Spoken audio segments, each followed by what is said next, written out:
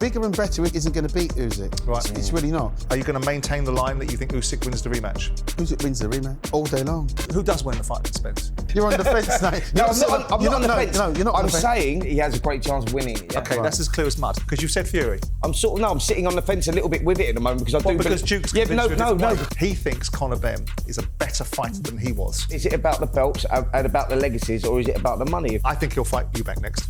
Yeah, you think that's the fight? I think that's a done deal. Yeah. You know, when you talk to young kids now, I say to them, who's the best boxer you've seen? And they say Jake Paul.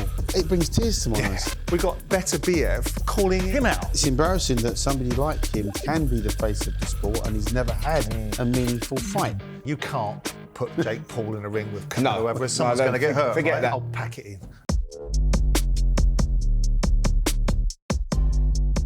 Welcome to episode 97 of Talk Boxing with Simon Jordan and Spencer Oliver. This week, we have the pleasure of being joined by the three-weight world champion, former world champion, Duke McKenzie, the legend. Nice to see you. Good to see you, Simon. Thanks for joining us. Listen, we're a month out now from arguably the biggest fight in boxing, which is the rematch between Usyk and Fury.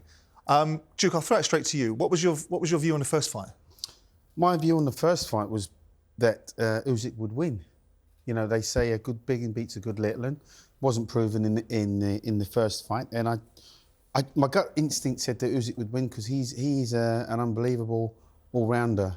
You know, really, he's an unbelievable all-rounder. No, we know that, but I mean, I'm curious and surprised that you went straight out the gate for Usyk, because I think most people, despite the fact that he'd dealt with Anthony Joshua, despite the fact that he'd dealt with Daniel Dubois, and people felt there was some controversy because of the low blow. Where were you, by the way, on the Dubois low blow with Usyk? Did you think it was a low blow? No, I don't think it was a low blow. I don't think it was a low blow. Right, so that put Usyk in a way of some trouble then, didn't it? Yeah. It was borderline, but it wasn't a low blow. I just feel that Usyk, you know, what he does is very, very simplistic. You know, he's just a good all-round boxer. He doesn't want to fight with you, he just boxes you and he peppers you with his jab. He's got brilliant ring IQ, as we all know. He's got a good engine, takes a good shot. He doesn't actually take a shot because you never see him get nailed with anything. Well, I think he got nailed in that sixth round, didn't he, with that uppercut? But I think he showed in the Fury fight that we hadn't seen from Usyk before, and there was maybe a question mark over, especially with the Daniel Dubois. Was it low, was it not low? I don't think it was a low blow, by the way. I think it was off him being smart and buying a bit of time and defusing Dubois, really. But I think what we found out in that fight with Fury is that he can actually tough it out as well, and that's what makes him that solid all-rounder, because not just his boxing skills and the way he is, but there was a question mark over whether he could tough it out, and I think he proved that in that fight, that he can tough it out. I didn't have that doubt insofar as my opinion ranks up there with yours. I just thought Fury, given the size of Fury, giving the prowess and ability, that he would have. I mean, I know what we saw against Ngannou, right? And we all sort of looked at that in bewilderment in terms of the Fury that we'd seen go in the ring against Dillian Whyte and be a different level completely, dealing with Derek Chisora, with due respect to Derek, as he should have done in that fight, and obviously dealing with Deontay Wilder in all three fights, in my opinion. But I'm just curious to pick at Duke and your opinion as to the fact that you instantaneously, when the fight was made, went for Usyk. Yeah, because again, styles make fights. And if you look at Usyk and what he actually does, I mean, Spencer hit a good point there in saying, you know, the mark of a good champion, when you get nailed with a shot, you have to try and disguise it, almost like hide it, so you don't show it. You get hit, you get buzzed a bit, but he didn't show it. When he got clipped with that uppercut, didn't he? He didn't really show it. He took the shot and he just kept moving around. And what Fury should have done, obviously, you know, he didn't do, was go straight after him and try and capitalise on it. Yeah, but he didn't do that. And he kind of let him off the hook. But that's the mark of a champion. You get nailed with his shot, and then the next round you start that round like you did the first round. Do you see what I mean? Did you think at the time, when you make that point about the fact that he got Usyk and buzzed him, Usyk did his very best to make sure that Fury didn't recognise that. Did you recognise that at the time? Totally. Absolutely. So then Fury, being the natural fighter that he is, isn't it curious to see why he didn't recognise that and then jump on him? Because it would be a natural thing for him to have done, isn't it? I think there's a lot to do with, though, Usyk then making it difficult. Because it's easy to say try and capitalise on that. You've nailed the guy, jump on him and everything else. But when you're in them situations, sometimes you get a sense on whether you've got him and he's ready to go, or whether you've just buzzed him, he recovers, and you think, this is still dangerous for me to jump on him, because someone of Usyk's quality, you know you can get nailed and tagged, and then it could turn around massively. And I think Fury just judged it on, I've buzzed him, But he still ain't ready. He's not there. Yeah, he's still not there. And also in the fight, when the difference between those two, particularly when they were hurt, was when Fury was hurt, he was all over the place, and he showed it. Yeah. Do you see what I mean? It wasn't like when Fury buzzed Usyk, you know, he was hurt, but he disguised it so much better. You know, and it didn't really work like that for Tyson. Interesting thing for Tyson is he never disguises it when he gets hurt, because he got hurt a couple of times by Deontay Wilder. Yet his sort of Lazarus-like ability to get up is also a thought process that ultimately fighters have to contend with, because they know he can take a good shot and get up from a good shot. You know, whether it's Steve Cunningham back in the day or whether it's Deontay Wilder, he gets up and goes on. If you look at what Fury could have taken from this fight to be able to make the adjustments, what do you expect to see, Duke, from Tyson Fury in order? I'm going to ask you after you ask this question, answer this question as to who you think wins that fight. Okay. But what adjustments do you think Tyson Fury is going to need to make to be able to do something meaningful in the rematch? All that we're hearing from the Fury camp is that he's going to be more aggressive. But I think that plays into Usyk's hands, because if he's more aggressive, if you watch the fight, and I've watched it several times since they've boxed, Usyk was just missing Fury with that straight left. He'd been trying it from the first round, and the first time he clipped him with that shot, he hurt him badly, and it was so noticeable. So if Fury takes the fight to Usyk, then it's not going to end well for him. Yeah, it's got to be educated. It's got to be more. It's got to be very, very educated. He's got to be a lot more. I think he's got to be more busy in terms of his output, because his output wasn't great. It started off great, but it just started to taper off after round 6, 7, 8. It tapered off quite alarmingly, I thought. I don't know what you thought, Spence. Listen, I think the Fury's got Is that the way he lives, you think? Well, listen, you know, everybody knows he's not a great liver. He doesn't live, eat, walk, talk the sport. You know, you're supposed to. In between fights is where fights are won and lost. But we know Fury blows up, puts on a load of weight between fights, and then he's got to get rid of all that weight again. Now, they're trying to tell us that Fury's going to be bigger and better. Bigger and better isn't going to beat Usyk. Right. It's really not. If he puts on more weight and tries to think, well, you know what, I'm going to bully Usyk this time. I'm going to go in, I'm going to walk him down. I'll be able to take his shots because I'm that much bigger. It's not going to work for him. It's just not. He's going to be slow. He's going to be more predictable, and he's going to get hit more and a lot sooner. Yeah. So, given that, Duke, are you going to maintain the line that you think Usyk wins the rematch? Usyk wins the rematch. All day? All day long. I can't see how Tyson Fury beats him. He's not going to knock Usyk out. Usyk, you know, when you look at anybody and you start saying this guy's unbeaten, right? You've got to look for chinks in their armour. Yep. You've got to say, you know, has this guy got a good engine? You know, does he get cut? Does he go down? Does he have to get up off the floor to win fights? Usyk doesn't have to do any of them. He's never shown. The argument is about the body shots, though, isn't it? That he has a vulnerability there.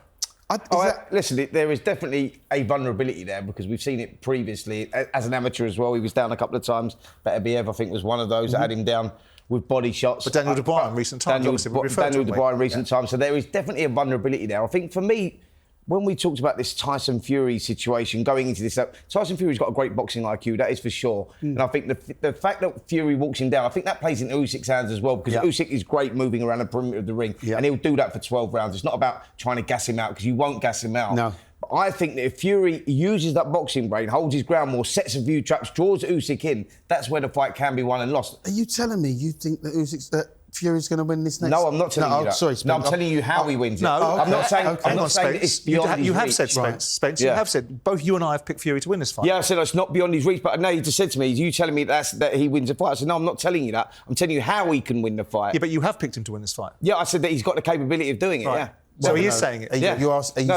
You're saying he's going to win. Hold on a minute. What's going on? No. Did you have a chat before the show? What's happening? You're on the fence now. No, I'm not on the fence. No, you're not on the fence. I'm saying that that's the way that Fury wins the fight. So you're asking me, does he win the fight? I'm saying that he has a great chance of winning it. Yeah? Okay, that's as clear as mud. Who does win the fight then, Spence? Because you've said Fury. I'm sitting on the fence a little bit with it at the moment, because I do. Because Duke's because I'm throwing back and forth, mate. I'm throwing back and forth. What happens is, Simon, when we're getting close to the fight, you look at the guy and you look at his persona, what he's doing, what shape he's in, and these two, you could cut it with a knife how close this is. Like, as in who wins and loses this one. I think the loss actually could be the kick up the arse that Fury needed. That's what I'm going to ask you, Duke. I mean, I'm not sure you're having what you just said, right? No, I'm not. No? I'm not. You know what? When you lose early in your career, you've got a chance to bounce back. and you can learn from your mistakes. When you lose late in your career as a champion, you can't suddenly go, you know what, I'm going to change my tactics, I'm going to do this, I'm going to do that. No, but do you think that Fury actually started... Like, he went in there. My beliefs in this first fight, when I look back on the fight as well, I go in there and I think he thought he just had to turn up in many ways to win. Yeah, he knew it was a hard fight, but he went in there, he let the first couple of rounds go through pissing about and whatnot. And I just think that he'll have a different approach this time, and that could make the fight so much closer. And I think that if Fury gets it right, it's a winnable fight, definitely. Even if he gets off to a good start, you know, another mark. Are you convinced he don't win? 100%. Wow. You know, no, but I'm listening. We've had this before. We've had this one before. We like this, don't we? Yeah, this is great. It's great. But the thing is that even you, as a champion, you can afford to let the other guy have a few rounds. You can afford to let the other guy get off to a good start because you know at some point you can be able to turn it around, or at least get it back on a level playing field. And if that's the case, as I suggest it is, I can't see Usyk losing. Where are you with it right now, anyway? I mean, like, are you still feeling the same? Yeah. Fury. And for what reason? Because I just have an inherent belief that Fury has the ability to dig deep. I think he's lost, and I think your reaction to losses define you. And I take Duke's point about and bow to the knowledge, of course, that losing earlier in your career is more recoverable than losing later. Obviously, there's interjections into Tyson's career where he's had 2 or 3 years out of the ring where he didn't fight for obvious reasons. So that puts it back. He's never had to react to a loss before, so we don't know how, we don't know how he's going to respond. If Tyson is to be believed, that he has all, and I don't think it is to be disbelieved, that he has all the attributes of a fighting man to come back and overcome adversity. This is the first opportunity we have to see it. He went in against Wilder early, after he's come back, 2 fights, and just come back with pretty much tune-up fights, and pulled himself into a situation where no one thought he could overcome Deontay Wilder, and he did in all 3 fights in my book. And I just believe that the best version of Tyson Fury, if we see the best version of Tyson Fury, which is the debate, because that may have gone. People were debating with us, Duke, in previous shows, that the reason why Tyson Fury now meets people in the middle of the ring is because he can't move around the ring as he once did before. That's the line I was looking for, by the way, the best version of Tyson Fury. If that guy turns up, he wins. Yeah, but we both... You know that debate we just had? Yeah. That's the line I was looking for. But don't you think he's past... But he's past that now, isn't he? He's past... We've seen the best of time. No, but I think that this loss made like just give him the kick up the arse that he needs. But it was also... And that could be the difference between... There was a lot made of, Duke. There was a lot made of. Frank Warren made a big deal of how badly Usyk looked after the fight, how much had been taken out of him in this fight. I know that he won, and he legitimately won. There's no debate in that instance. But it's also, we don't know, irrespective of how brilliant we think he is, and we listen to the stories about what a fabulous athlete he is. And we've heard Anthony Joshua's team talk about him after fights being in the gym, pedaling 25 miles or swimming for an hour in every swimming pool that he can get, like a swimmer like Burt Lancaster. But we don't also know what effect it's had on Usyk. Yeah. So I think it makes it. I think it makes it a fascinating phenomenon. Do you think there's going to be any adjustments on Usyk's side of the fence? He knows he can hurt Fury, which is why he'll gain so much more confidence because he knows he can actually hurt the guy, and he's Usyk to me reminds me he's a heavyweight version of the mindset of like a Bernard Hopkins. He eats, sleeps, walks, talks boxing. And it doesn't surprise me that after the fight he went and did some crazy cycle run or went straight back to the gym and saunaed off because he treats his body so well. And I think when you're talking about those adjustments, Simon, I think that he's that guy that's got that adaptability through a fight. So if something's not going his way, he can adapt and he does that mid-fight, which is not an easy thing for a fighter to do, by the way. I think that's Fury's main asset, that he's got that adaptability. Like, if something's not going his way, he can turn it around very, very quickly. So he won't know what adjustments he needs until that first bell rings. He talked, didn't he? By the way, I think Alexander Usyk interviews brilliantly. I think he's a credit to the sport because of the way he speaks about other people, the manner in which he conducts himself. I thought the way he spoke about Anthony Joshua being the opener of doors to give him validity and financial standing was elegance and style. And I think that's what a world champion should do at times. And I think Tyson could perhaps take a leaf out of that book sometimes. And hopefully, if he does win his world title, he'll be magnanimous. But Alexander talked about... And I don't know whether you think this is mind games, because clearly you probably do, given the fact you said he was buzzed. He made a point, didn't he, Alexander Usyk, of saying, whilst he got tagged by Fury, he didn't get hurt at all. Yeah. Well, listen, that's like I said, he disguised it so well. He got buzzed, and as soon as he got buzzed, he didn't start, he didn't back up and suddenly go into a shell and look to survive for that round. He just got out of the way. But Tyson Fury not easy for a fighter to do, though, is it? Like we've been there. What I'm saying is, when you get buzzed, that disguising it, the way that he actually done that, because that was a big shot when you watch it in slow mo. That is a quality on its own, because that's not. Some fighters just unravel, fall to pieces. Yeah. But he's got that ability not to show it. Yeah, but it's like that's not easy. No, he was poker face throughout. Like I say, when he got buzzed, he didn't see any kind of expression. He didn't suddenly, get his hands up and start running away. There was no natural tell, was there? No natural tell. Do you think there's a case to be put forward that there's a benefit to heavyweight boxing for Fury to win this fight, so it extends this generation? Because the argument could be advanced that if Usyk beats Fury, he's done the lot. He's beaten them all. And where is it left for him to go? Absolutely. So do you think that's a fair observation, or do you just think it is what it is? Because, I mean, I do think, I'm not comparing Usyk to the Klitschko domination, but it was a bit bland when the Klitschkos were around, wasn't it? And we lost that energy, both this side of the pond and the other side of the pond. I think it's a massive benefit that if Fury wins this fight. For that reason, I think there's still massive fights out there that we can see, and it's not about one Anthony dominant... Joshua? Sorry? Are you meaning Anthony Joshua? Not just Anthony Joshua, the younger guys that are coming through. Daniel Dubois is another one. You've got Moses Toba on that level down, and, your Johnny Fishers and all that, who are going to be sort of creeping up into that...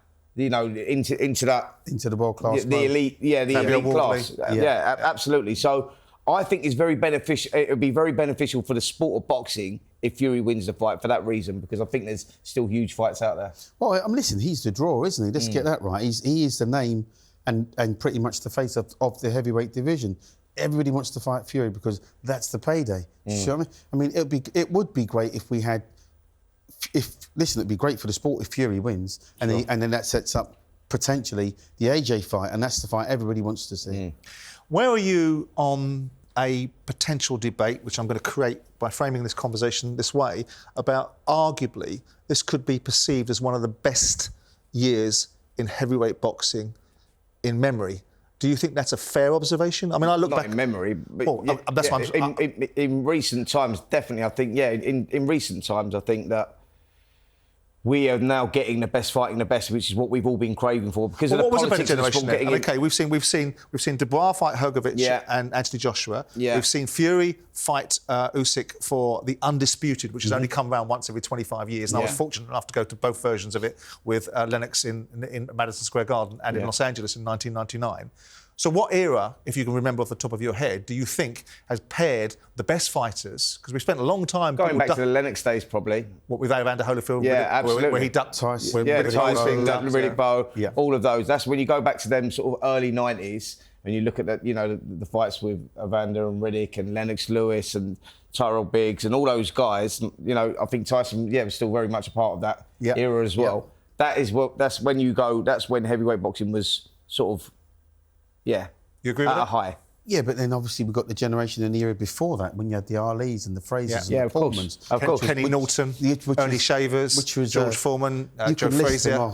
You can list them off. Mike Weaver, Mike Dokes, Pinklon Thomas. There were so many great... Tyrell Biggs. There were so many good heavyweights. Tony Tucker, Tony Tubbs. And a lot of these guys were only contenders at one point before they challenged for the championship. But that era will probably never be repeated. But I think that this last year, though, we are finally getting the fights that we've craved. And like you say, I think it's going to be so good for this era of boxing, by the way, if we do get Anthony Joshua. If Tyson Fury wins and we get Joshua versus Tyson Fury, it's going to be fantastic. Yes, Joshua needs to get back on that winning streak. I'm just talking about eras, Simon. I know you're pulling faces. I'm in that space. I don't see... besides the public demand for something that never happened... Yeah. Where is Anthony Joshua? He doesn't want to fight Daniel Dubois again. No. His camp don't want him in there. No, you don't blame him. You can't blame him, can you? You can't blame him. So are you fascinated by... Are you fascinated? Because I think they're going to put Anthony Joshua in against Deontay Wilder. I think that's what's going to happen. That's the obvious next fight, yeah. But he's retired. No, he hasn't. He's not retired. No, did you see that he did a video the other day telling us that the reasons why he's been so abject in the two performances against Joseph Parker, which we shouldn't say was just his abjectivity, because it was Joseph Parker being very good, and against Zhilei Zhang, is not because he's done and is impersonating the once bronze bomber, it's because he had a broken arm. I believe we was in that video. He went into the fight with a broken arm? Apparently. Oh, OK. Is that like when Mike Tyson says, I broke my back? No, do you remember when Deontay Wilder, who did he get beat by? Tyson Fury, when he got beat when he wore that big helmet into the ring, didn't he? And then he said it was after the fight, it was because it was too heavy. Yeah, but this time he had a broken arm apparently. Okay. But you found out after the After the fight, yeah. okay. Obviously, boys, we've seen year-ending big fights in the heavyweights. We saw big fights last year, and we're now seeing this year ending with Fury versus Usyk for the rematch. If you were to look forward and have crystal balls, that doesn't sound good, does it? If you were to look forward and have a view into the future, what would you think would be the end of 25 as a big heavyweight fight? I know what I'd like to see as an eliminator. Go on. Johnny Fisher and Moses Atomo.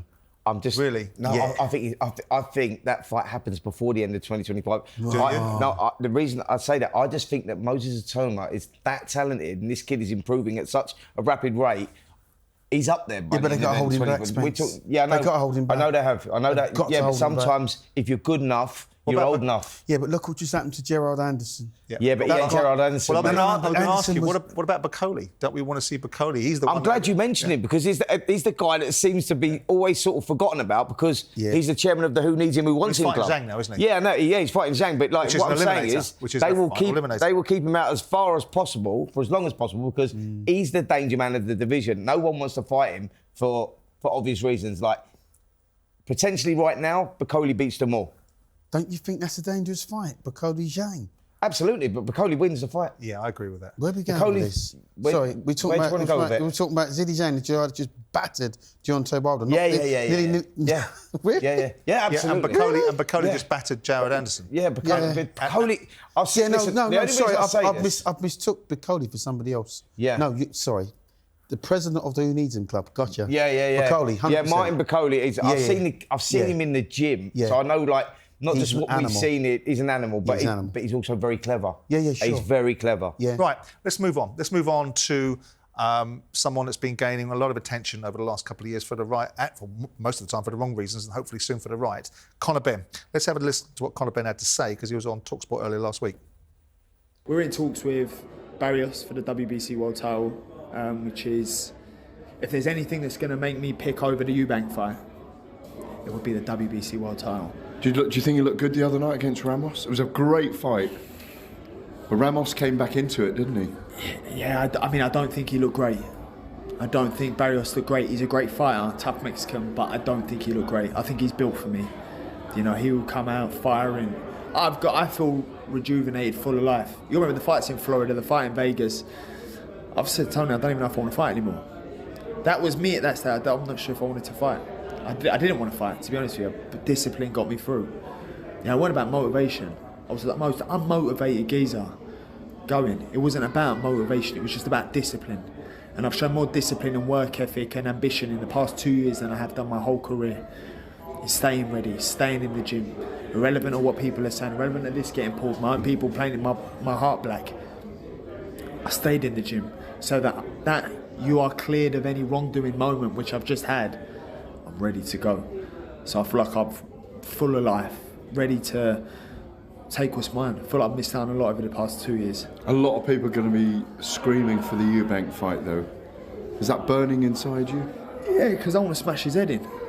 Personally, that's the reality. And I know a lot of people aren't going to like that, but that's the reality. You don't rub salt in my wounds. You know, never kick a man when he's down. Or if you do kick me when I'm down, you best make sure the job gets done. If not, we get back up and you're in trouble. And that's how I feel. British Boxing Board of Control have until Wednesday to decide whether they're going to appeal or not. Let's not you and I pick the bones out of whether we believe or Duke believes that Conor has been cleared or not. Let's assume that he's going to be free to fight, irrespective of whether we agree that's right or wrong. Right? Where do you think he should be going? Do you think he should be going against Barrios, or do you think he should be going, if the opportunity is available to him, to fight for a world title, or do you think he should be fighting Eubank Jr.? You know that I had a long conversation with his dad last week on something else I do, who was firmly in the camp that his son should fight Eubank Jr. Yeah. Well, I'm firmly in the camp that his son, who I think is WBC number 2 right now, should fight Mario Barrios. Because I think that when you're looking for an opportunity to fight for a world title, and that opportunity comes up. Mario Barrios is very, very beatable. We saw him draw against Ramos. We was out there actually in Texas on the undercard of Jake Paul, Mike Tyson, and I saw vulnerabilities there, and I go, if this kid's going to win a world title, Barrios is the guy that he would beat to win it. So why wouldn't you go and pick up the WBC? The Eubank Jr. fight is always going to be there. That's timeless, that fight, because that fight can happen. Eubank Jr. has got his own path to go for. He can box for a world title as well. If they both lose for the world titles, they can still box and still make a hell of a lot of money. I think that, go for the WBC title if that opportunity arises. We saw last week, Duke, Ben Shalom, who now represents Chris Eubank, who's apparently not in the scumbag category of promoters, right? Making a suggestion or stating to someone else that they were going to be putting an offer in for the Eubank Ben fight. Nigel said to me emphatically that he felt that his son should fight Chris Eubank Jr. I've never liked it for a variety of reasons. Where are you on it? That's the most obvious fight to make, isn't it? Because that's the money. It's the money fight, right? But obviously, questions have to be asked. This kid just had 2 years away from boxing. You know, to walk back into such a major fight after 2 years out. He had 2 fights, though, wasn't he? Yeah, but it's but he's not beating anybody, right? No. Just beating also rounds. You know, if you're gonna take another step up and fight somebody like a Eubank or a Barrios, certainly then the level of opposition that you're facing has to be greater. You want a good warm-up. You want a good warm-up. You need the rounds. You really do. I'm not saying he shouldn't. Listen, if the opportunity comes and he's got to take it, of course he does. You know, and why not? But if there's a decision to box Barrios or Eubank next, that's where I'm at. Barrios. That's where I'm at. I think just go for that. You know, that's a huge opportunity. Well, I'm going to feign interest in this, but where does it leave Chris Eubank Jr.? Because so much noise has been made about this fight. I mean, obviously Conor's gone in the ring after the Eubank latest performance in Saudi, where Chris is aligning himself with Turki Al-Sheikh and trying to be an island in his own right and create opportunities for himself. And fair play, because he's very smart and very bright at promoting himself. But everything has been sort of structured around this Ben fight. Yeah, and the money that's going to go with it is probably going to be 4 or 5 times what Conor's going to get if he fights Barrios and wins a world title. I said to Nigel exactly that. You know, I had this debate about why doesn't he just stay at 147, win a world title at 147? I think he can win a world title at 147. Nigel's argument is, I want him in and out of this sport. Yeah. I want him to make some money and I want him to be out. Nigel was in for 9 years. Listen, is it about the belts and about the legacies, or is it about the money? If it's about the money, go for the Eubank fight. But I'm talking as an ex-fighter. You're talking as a fighter. You go, listen, mate, if I get an opportunity to fight for the world title, and I know that fight's still there, I'm fighting for the world title. That's the route that you want to take. Yeah. You know, otherwise you're in it for the wrong reasons. You're in it just to nick a few quid and get out. But you're always saying to me, every time I make that argument in a different circumstance, you turn around and say, you know, it's called prize fighting for a reason, mate. Yeah, but what I'm saying is, Simon, the title is on the line. So what I'm saying is that the opportunity is there. The money's always going to be there with Eubank. Absolutely, always. Of course. That fight with Eubank will always be there. Like, Eubank goes and box. He's world ranked in all the middleweight governing bodies. I think he's as high as number 5 with the WBC. WBO he's in. WBA he's number 2, I believe. Somewhere around there. What I'm saying is he's going to... If his promoter, Ben Shalom, can get him the opportunity, which I'm sure they can, because I've been in talks before, Janabek or someone like that, you go, get him... If he goes and loses for the world title and Conor Benn loses for the world title, that fight's still big and it'll still be made anyway. Here's another thing. So you got to follow that. Here's another thing that Nigel said, and I want to see what you think of it, Duke, about his son. You know, and we had this debate about what was being said about Conor, and, you know, it was quite fierce, a slightly hostile debate at times, because Nigel was not happy with me and even less happy with you. Yeah. But he... Hold on. Can I ask you one thing? I defended you, as you know. Yeah, no, but why would he be less happy with me? I don't know. When all I'm doing is calling out, like everyone... everyone understands. Maybe because he thinks you... Answer the foul test, mate. We've still not got there. Maybe there's a code of conduct between you fighters that he thinks that you're not observing. Maybe it's like in football where the dressing room secrets never come out. No. And maybe, I don't know, I didn't, you know, I said to him emphatically, whatever you think you've heard Spencer say, he's never been derogatory about your son. All he's asked for is Conor to prove he's not taking these drugs. Like everyone else. But what Nigel also said, and this is the more interesting part of it, was he thinks Conor Benn, his own son, is a better fighter than he was. And he thinks he'll go on to achieve bigger things than he Yeah, did, but which he I would think say is... that. That's his son, that's his flesh and blood. But he was talking about the talent levels. He was basically saying, what I could do is go in and have a tear-up. You know, and put myself in the way of fights in a certain respect. My son's got far more ability. He's far more compelling. That's dad talking, isn't it? Yeah. Is it? Listen, you go back and watch Nigel box back in the day, when you look at him back in the early 90s, when he was out there boxing Doug DeWitt and all those guys, and you look at Aaron Barkley and all that, you go, there was a little bit more than just having a tear-up. Yeah. You know, you've got to set the traps. You've got to be able to know when to pounce and do whatever. At that level, he beats some great fighters, man. And you go, come on, Nigel. Like, Nigel is a modern-day great. I agree. And so I go, I agree. He's talking like him. He's talking as a dad, though, isn't he? Yeah. If your son's I don't know, I'm asking you because you guys know. Yeah, if your son's fighting, you know, you're going to back him to the hilt. His son's got a long way to go before he gets to his dad's legacy. Do you see any... OK, well, let me no similarities whatsoever. But do you see anything in his analysis that his son has the ability to go on? I mean, ultimately, Nigel told me something I didn't know the other day, which a lot of things I don't know, but he told me that his face is etched on the WBC belt alongside Joe Calzaghe's, isn't it? Yeah. Joe Calzaghe because he was undefeated, and Nigel Benn because he was voted for by the public as being the most popular super middleweight.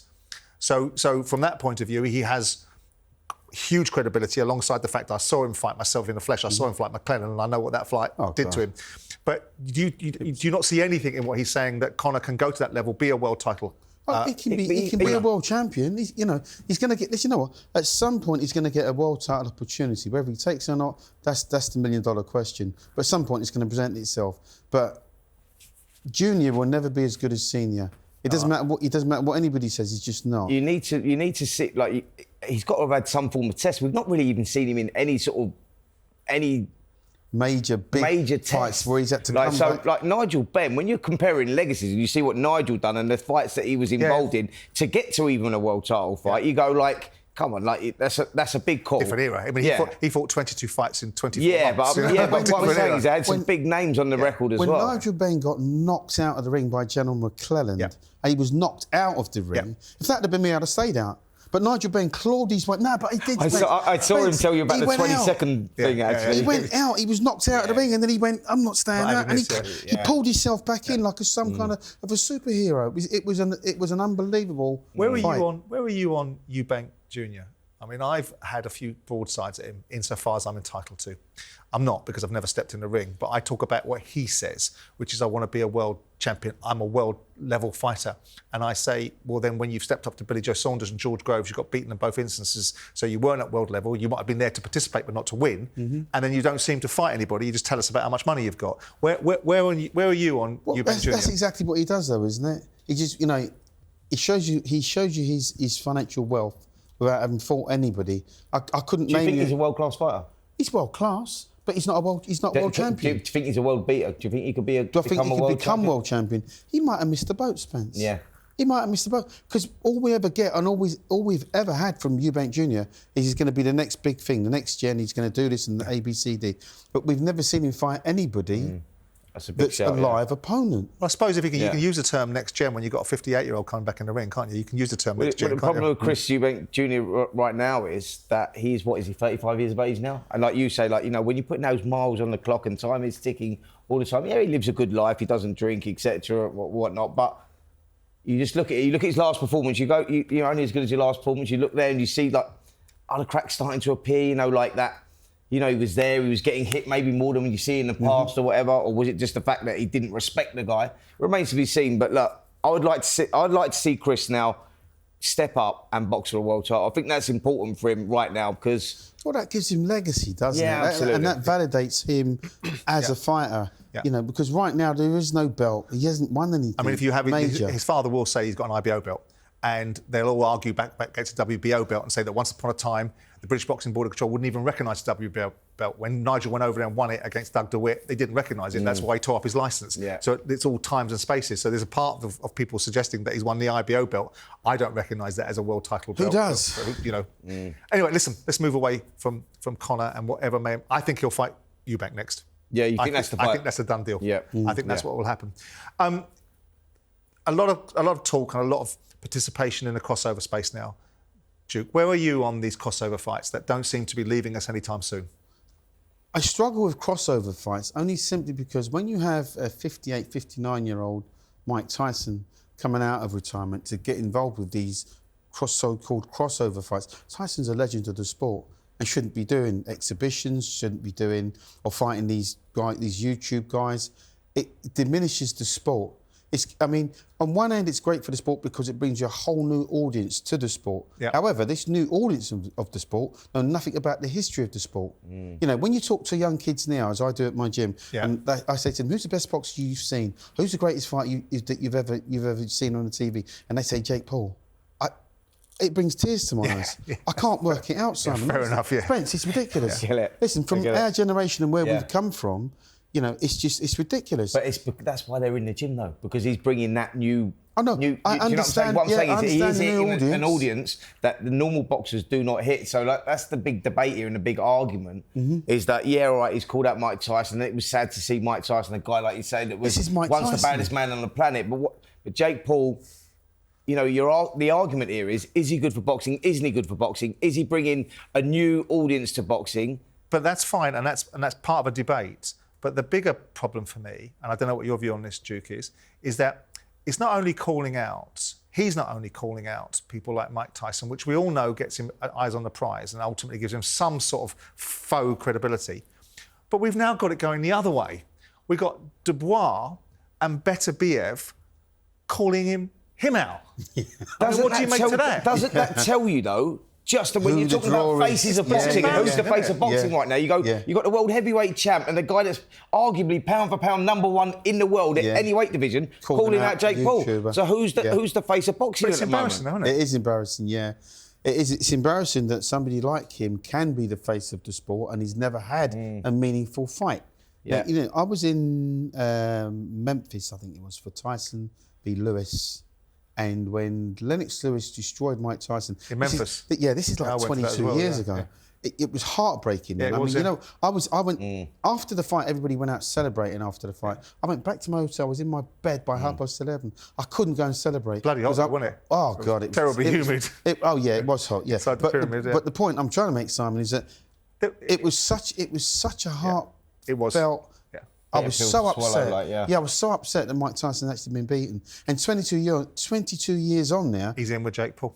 He's still fighting. He's still... And I don't know what it tells you. But this is where it's at with that, Duke, and it's a difficult one. We know the struggles that Mike Tyson's had and, you know, the finances that he's lost. You go like that, and I'll put the question to you. I go, Jake Paul called you out, 3-time world champion, legend of the sport, Duke McKenzie, 20 million quid on the table, mate. You're going to come back and fight Jake Paul? Oh, no, for 21 million. You take it. 21. Of course you would. Well, anyway, that's the point. That's the argument. I mean, Jake's manager, Nikisa Badarian, was on Talksport the weekend. Let's see what he had to say. In terms of Canelo Alvarez, 1,000% that fight is going to happen. Whether it happens this year or next year, that is undoubtedly in the roadmap for Jake Paul. Nikisa, give me the stipulations of that particular contest, because there's no way that any sanctioning body is going to sanction Canelo Alvarez to fight Jake Paul. Really?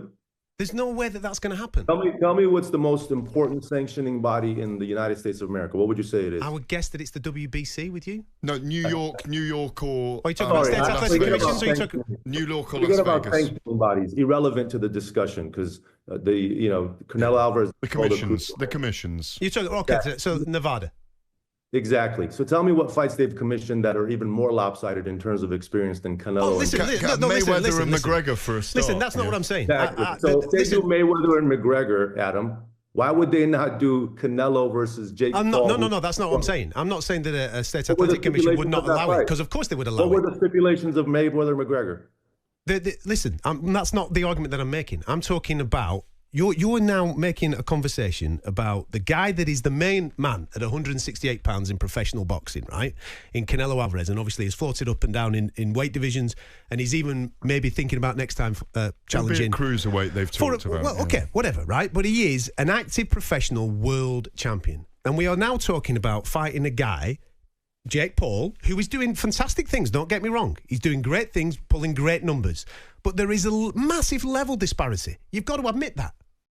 I'll pack it in.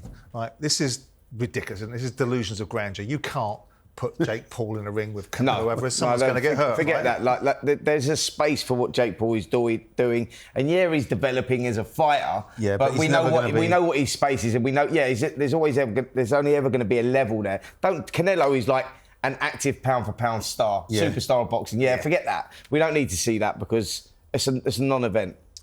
Tommy Fury versus Darren Till. I mean, we saw a very heated press conference the other day. What do you think of that? I mean, this is the sort of space that Tommy Fury can operate in, isn't it? Absolutely. Absolutely. I think that's where, you know, when you're weighing up Tommy Fury and where he's going to fit, like in the boxing world, we've seen where he sort of is, like sort of nip and tuck against Jake Paul. You're at a sort of level, so you go southern area, like sort of level. Yeah, you wouldn't put him like near Moses would he even be? No. Johnny Fisher, no. Come on. So you go, that's sort of where he's at, and he can earn good money. It's a good luck to him. Good luck to him. We saw the return of John Fury there as well, didn't we? I was going to say to you, I mean, is that not a blessing in disguise that he's not running around bashing up little Ukrainians in Saudi rather than dealing with Darren Till? Well, did he keep his arse in his pants? Was it going a little bit?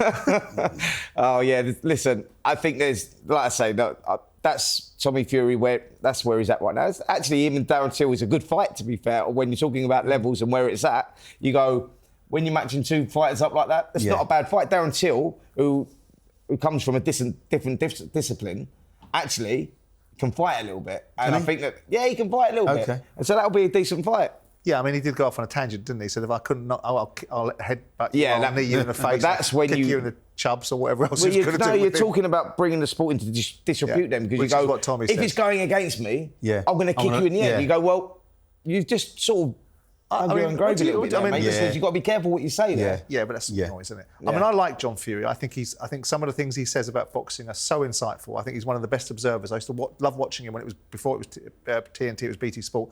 I just think he was so intuitive, not as intuitive as people that have fought at world level, but notwithstanding it, having a great understanding of it. What do you make of this kind of behaviour, Duke? I mean, we saw John put himself in a difficult position and everyone else associated by him in the lead up to the Usyk fight. We're now seeing him acting out again with his other son. Do you just think, so what? It's all part of the theatrics, or do you think there's an obligation to behave a little bit better? I think he's probably got an obligation to behave a bit better. Yeah. You know, this is a grown man we're talking about. You know, but he's falling into that space, right? Where they're at, these two, and fall into this sort of like misfit space. I think it's marketing genius, actually, because it gets everyone talking about it. He's sort of like you say, Simon, he knows what he's talking about. He's a very clever guy, as in, like, he can break down fights. He understands. He's a good analyst. You know, he's been there, seen it, done it. And I just think it's marketing genius. With him doing that, falls into that space because this is that crossover thing. It's not real boxing, this. No, but it's like and it can't be classed, isn't it? Yeah, exactly. You know what I mean? And that's the world we've got now. Entertainment. That's where we're at. Yeah. Do you know what I mean, Jim? We're like dinosaurs, mate. We don't understand it. But that's quite sad, though, isn't it? Yeah. For boxing as a whole, when you've got this so-called crossover, you know, and people listen to these guys and they take everything that they say, they take it all in, and they make it believable. But in reality, it's not. That's not the real sport at its core. But it's also, I don't know, maybe I'm just being a bit straight-laced about it and a bit buttoned up too tightly, but I also think it's wrong to behave that way in the build-up to a world title fight. In the example of John and the behaviour in Saudi Arabia and all that went with that, I think it diminishes the sport. Yeah, sure. And I think the sport needs to be enhanced and promoted in a better fashion. We all know there's trash talking. We all know that it goes on when you're dealing with men that are going to be in very combative and competitive modes. But there is a line, isn't there? Sure. Listen, some people like the sound of their own voice. Maybe just wants to get on camera and just be out there and be part of it. You know, there was a time when we were fighting, certainly, Spence. Yeah. You didn't have a fight week. No. You had a press conference a day before the fight, and then you had a press conference straight after the fight. But now we've got if it was a big fight, by the way. That's if it's a world title fight. Absolutely. You know, but now we've got like a whole week, you know, a whole week of boxing where you've got the whole build up to the fight, which is great for the sport, don't get me wrong, but now everybody wants to have their say. You've got coaches, you've got managers, you've got the fighters, everybody wants to have their say. When, you know, the bottom line is it should just be all about the fighters. But we're in a generation of YouTubers and whatnot, aren't we? So we're in the business of entertainment, aren't we, now? It's a whole different ball game. It's modern media against new media. That's why Jake Paul is such a phenomenon, because mainstream media and linear broadcasting is being challenged. And what people want is more content, more ability to discuss it from every single angle. They want to know the ins and outs of people's backsides because it brings views, and views bring money. Numbers and money don't lie, for sure. And if you look at the numbers and where they land with people like, you know, look at the draw that Jake Paul is. You cannot deny what the kid's pulling in, and that's the difference now. Well, I think we're in a transition now where sort of boxing has become more entertainment, and that's why maybe all sports. Yeah, All sports says that, though, haven't we? Yeah. You know, All you've got sports the are the fight game and you've got the fight business. Yeah. And sometimes the business side of the sport is very unattractive because you've got these guys coming in, these also-rans, and these young guys, you know, the YouTubers, they're all coming into it now, all calling themselves boxers. Look at how many. Wouldn't it be great though if they fought an actual boxer? Mate, look how many good fighters today that we see that box at York Hall week in, week out, and they've got to pay for their opponent, and then they get 50% of the tickets that don't get the because they've not got that ability to sell themselves, market themselves. But that's the ecosystem, and they can have that ability because we've got a digital age now where you can promote yourself. You just got to be a little bit more creative because you don't have to wait for XYZ broadcast. But if you ain't got that creativity, then. Well, then ultimately, I get it, but then if you want to be something, you've got to do the very things that make you something. And in this day and age, you've got to be a little bit flash for cash, you know, then perhaps you have to be. Talking about the business side of things, it's been a slightly interesting time for Boxer. You know, Ben Shalom will have had challenges with Ben Whittaker. That was his new, you know, superstar in the making. He's obviously potentially trying to sign Eubank to fight Conor Benn, and there's debate where that fight's going to happen. And there's also, more recently, the fact that Chris Billam-Smith has lost his world title. Shane McGuigan was on with Jim White the other day on Talksport. Let's have a listen to what Shane had to say about where Chris is going next, possibly. We're not going to be boxing back down at domestic level. He's established himself as a world champion. He's boxed for a unified world title. He's defended it a few times as world title. So, you know, the next step is to try and get either a win and get a crack at another world title, or go, if we're able to, get an immediate crack, because the WBC is a bit of a mess over there. You've got Badou Jack, champion in recess. You've got Noel McKeelan, who's got a promotional issue with Don King, so he can't defend his title. So whether the WBC gets stripped and goes to the next person, then we'll be sitting there waiting and ready.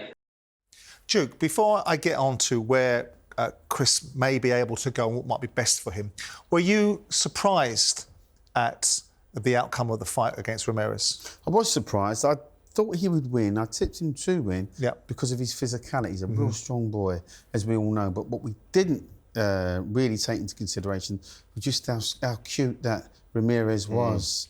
You know, if you look at the adjustments that guy made to what Billam-Smith made, Billam-Smith couldn't adjust in the fight. In my book, he had one good round, the first round. Yeah, I agree. After that, he just... Difficult to make a case from any other round, wasn't it? Yeah, you know, when he was getting caught cleanly with shots, I mean, you know, it's easy to say, you know, have a bit of head movement and step in and step out and, you know, roll in and miss shots and one thing and another, but he took the shots pretty flush. And then he took it again, and then he took it again. And he stood for it for the whole of the fight. There wasn't enough variety for my liking from Billam-Smith. And when you're getting into that sort of elite level like that, and you know you're going down this route of, you know, you're having unification fights, etc., you go, like, you have to have that form of adaptability. You've got to be able to adjust for a fight and whatnot, because Billam-Smith had a great first round, but Ramirez was the guy that adapted. Ramirez was the guy that went, come on then, come to me, like let you walk onto these shots, and he slowly and systematically, and as the rounds went on, got better and better. So look, Ramirez proved that he's a great fighter. Him and Opatai will be a fantastic fight. I mean, Shane is a brilliant trainer and was very adept at telling people what was going to happen to Anthony Joshua if he came out and did precisely what his corner instructed him to do against Daniel Dubois, and it duly happened, right?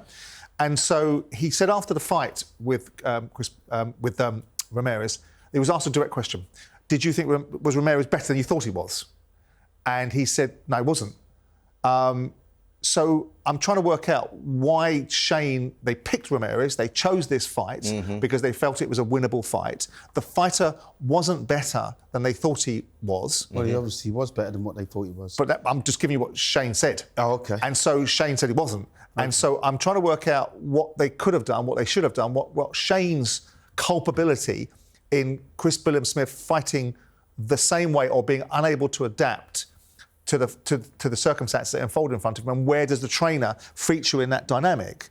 Because if it ain't working, surely you've got to change, and surely at the centre of the change has got to be the trainer helping you as a fighter make that decision. But if the fighter can't change, then he can't change. What I'm saying is some fighters can't adapt through fights. You know, I think that Chris was in that gear going da. Shane, one thing Shane is though, but he's a very good student. He understands it. But there's, again, I'm not trying to be facetious. I'm trying to pick up the knowledge that you guys have.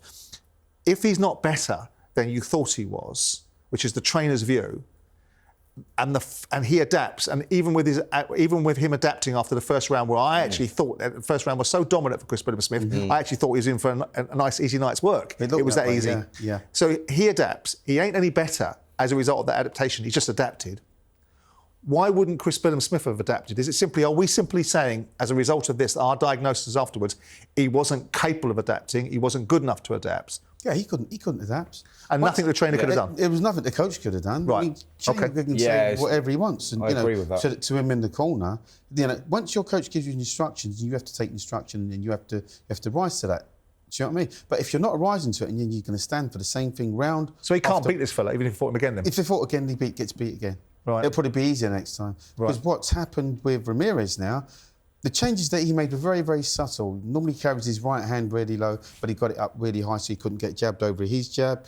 He was jabbing effectively and he pretty much stayed in the pocket. He stayed right in front of Billam-Smith and he was nailing him time after time. What impressed me with Ramirez was that he's a guy that always goes forward and he slowly, systematically breaks his opponents down. But he actually, when he adapted and recognised after Chris had that first good round, he started standing back a little bit and he was moving around the sides, coming flying, going, come to me. And Chris was walking in straight lines and he was pinging him with shots. Yeah. That was the impressive thing. That so where does he go next? I mean, ultimately, does he stay at cruiserweight and try and make a fight with Noel Michalalian, who is the WBC champion? I mean, I know there's a sort of mixed bag around Badu Jack as well, isn't there? Does he stay at that? He's the champion in recess at the moment, Badu Jack. Yeah, right, okay. And then you got Noel, who's the WBC champion, very, very inactive, and that looks likely that title could become vacant. So you go, Billam-Smith might get that opportunity to fight for the vacant WBC title. Or do you think that's the route that he should go, or do you think that maybe he follows Lawrence Okoli up to heavyweight? Because I don't think he's big enough to go there. I'm not sure he's big enough for heavyweight, if I'm honest. I know now the argument's going to be, well, Opetaya's the same size as him, and he's going up to heavyweight. You're talking about levels and skill sets, etc. Opetaya can box on the front foot, back foot, you wouldn't put heavy-handed. Billam-Smith anywhere near Opetaya. No. You would just no, but that's what I'm saying. But when you're talking about moving up to heavyweight, Billam-Smith, his career should finish at cruiserweight and he should go for another shot at greatness and go for the WBC title if that opportunity comes up. If not, you see him boxing someone like Jack Massey, who's just coming off that loss to Opetaya. That's a great rebuild fight for both of them. Yeah. You know? Or what about this? Because Anthony Yard's trainer was in here the other day, Tundi, and he was speaking very boldly about the assertion that Anthony Yard could step up from light heavyweight to cruiserweight and would take this fight. Yeah. And it would be a good fight and ultimately... That is a good fight.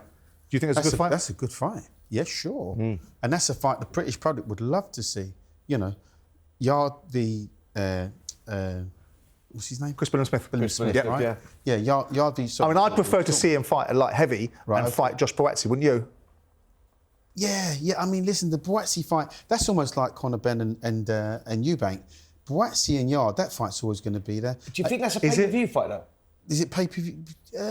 Yeah, why not? Because the hardcore boxing fans appreciate and know how good that fight is, but is it bigger than that? Yeah, I see. When you go pay-per-view, what do you think, Simon? Do you think it's a pay-per-view fight, or is that just a great domestic dust-up? If they want it to be, listen, Josh Boazzi is a Sky fighter. Yeah. And so they will want it to be a pay-per-view fight. But will it do numbers, do you think? Well, that's the bigger question, isn't it? Because Anthony Yard his last outing wasn't great. I mean, his performance against Beterbiev was noble in defeat, but defeat it was. His last world title shot against Kovalev was noble in defeat, but defeat it was. He comes with a big reputation of being a big puncher and an exciting fighter, and I like him. I really like him as a fighter. The performance he put in against Beterbiev was brilliant as well. But he got beat. Yeah, absolutely. And so we're talking about Josh Boazzi, who we all think is a very competent operator, has moved away, changed from Matchroom, didn't want to be on DAZN, wanted to be on Sky. So would they make it pay-per-view? Probably. Would it sell enormously? I don't know. But if I were to see the two fights, I would prefer... I don't know... Who would you pick out of that, by the way? Boazzi Yard? Boazzi. I'd go Boazzi. I'd comfortably go Boazzi. Boazzi. There's a lot more to that kid than what he's showing. He needs to challenge. He needs to test. And the Yard would give him that test. Has he been anyone? I mean, has he been in with anyone that whacks as hard as Anthony Yard? Josh Boazzi. Probably not. Probably not, no. Yard is very heavy-handed, very heavy-handed. That's why it's an interesting fight. I think it's one of those that we all have an opinion on who would win that one. But you're right in what you say there, Duke. I think Joshua Buatsi needs that test to raise his game, and he seems to do that. And he's a tough kid, Buatsi, as well. As is Anthony Yard. You know, he's proven. Yard's boxed at a higher level, to be fair. I mean, obviously, we saw Josh go into a bit of a fight with Dan Aziz, which was a good fight. But I think Anthony Yard hits a lot harder than Dan Aziz. Absolutely. Yeah, absolutely. Again, going back to Nigel and plugging something else I was doing. No, I'm not. But he had some very strong opinions on Ben Whittaker. We've talked about Ben quite a lot. And I know that we both like the charisma and we question the nature of what happened against Liam Cameron. Yeah. And I'll keep that in my mouth. But I'm interested to see what you make of Ben Whittaker. I like Ben Whittaker. I think he's an amazing talent.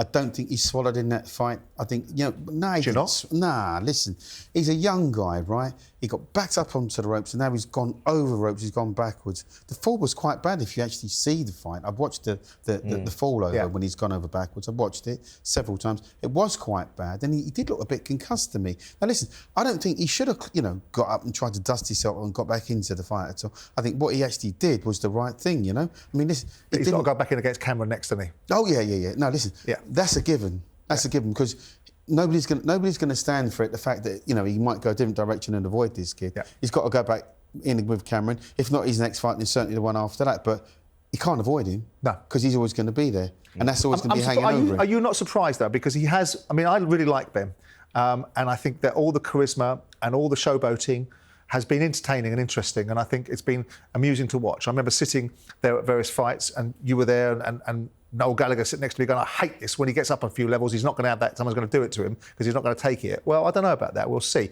In this fight, he came up short. But what I'm surprised about was that he's not filled the vacuum since the fight in terms of there's been a lot of noise. We've heard from everybody, but not Ben Whittaker. Himself, Ben has had things to say in the past, and he's been quite capable of saying things. And I'm surprised that he hasn't filled that vacuum and said something about it himself. Yeah, he's probably feeling a bit embarrassed as well.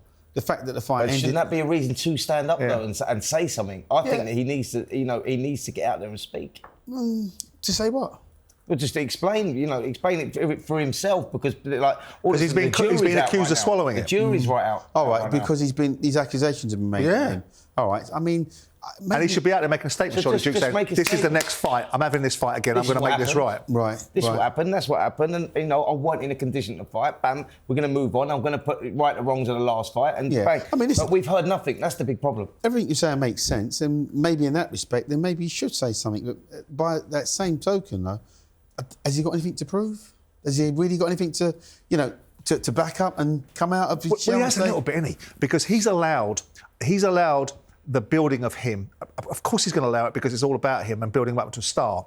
But he's allowed all the outside interest. He was the one off in Milan doing photo shoots with whichever particular brand and allowing the noise to be built around him that he is the next best thing. Yes. So with that in mind, he probably should be saying, bad night at the office. Yeah, OK. No way did I swallow it. Yeah, I get you. Next cab off the rank is this fellow again, and I'm going to do what I should have done in the first fight. Yeah. Yeah, I guess so. Totally agree with well, that. listen, in that respect, then yeah. Maybe a statement should come out. Maybe the statement he should just be coming out and saying he's, going to fight this guy again. Yeah, and that's what needs to be said with, I suppose. This is the date, I'm fighting him. Yeah. You'll all see. Yeah. Do you think he's going to be a world champion? Yeah.